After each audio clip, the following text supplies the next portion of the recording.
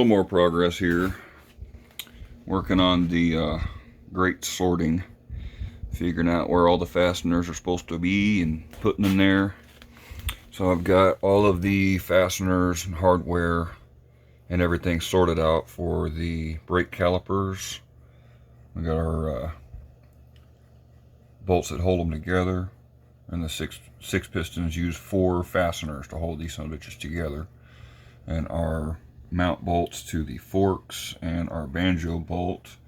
And I've got the other half of the rear caliper and it back together, and the mounting bolts for it and its banjo bolt, and started sorting some of these guys by size and type. And we got carbs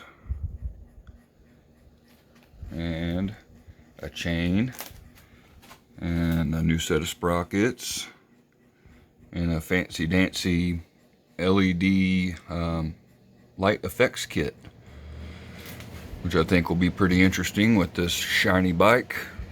But yeah, we're making some progress.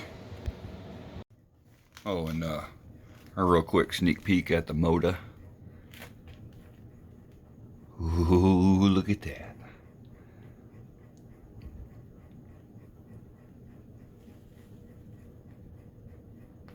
Shiny, shiny.